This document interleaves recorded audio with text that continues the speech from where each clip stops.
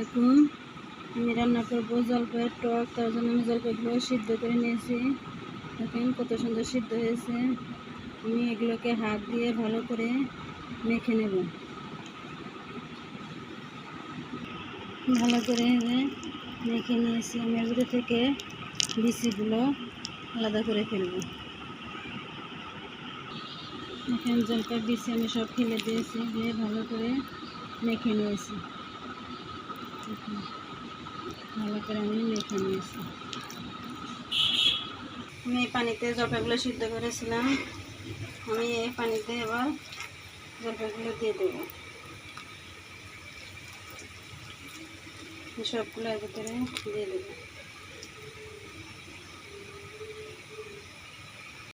আমি একটা চামচের সাহায্যে নাড়া দিয়ে দলাগুলো ভেঙে দেব। দিয়ে দেব পরিমাণ মতো লবণ।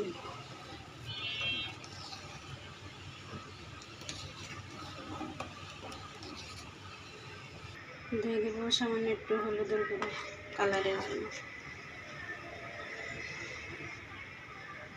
দিয়ে দেব চিনি। আপনারা যে যেরকম চিনি খেতে পছন্দ করেন, মিষ্টি খেতে, সেরকম দিয়ে দেবেন। চাইলে দুধ দেওয়া করতে পারেন।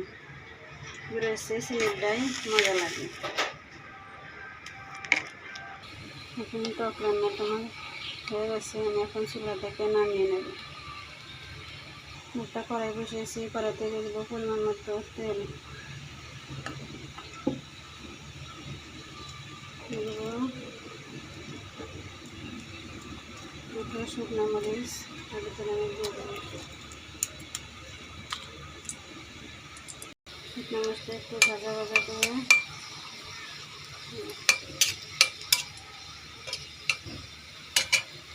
ভেজে নেওয়া, শুকনো মরিচ ভেজানো হয়ে গেছে। আমি দিয়ে দেবো রসুন কুচানো,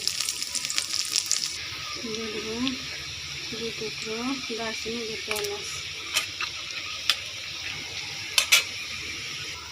দিয়ে দেবো 1/2 চামচ কালো জিরে আর কিছুটা গোটা জিরে।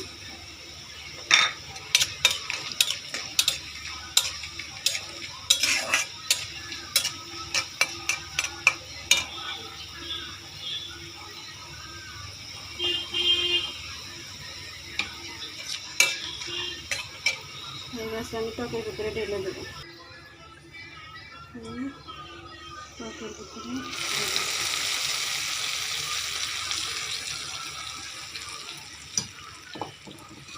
এখন চুলাটা বন্ধ করে দেবো। আমার এই টকের রেসিপি যদি আপনাদের ভালো লেগে থাকে তাহলে বাসায় অবশ্যই একবার ট্রাই করবেন।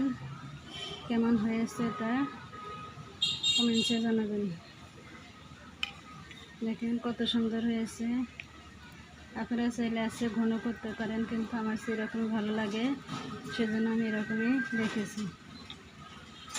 আমার রেসিপি যদি আপনার ভালো লেগে থাকে তাহলে অবশ্যই বাসায় একবার ট্রাই করবেন। কেমন হয়েছে তা কমেন্টসে জানাবেন। আল্লাহ হাফেজ।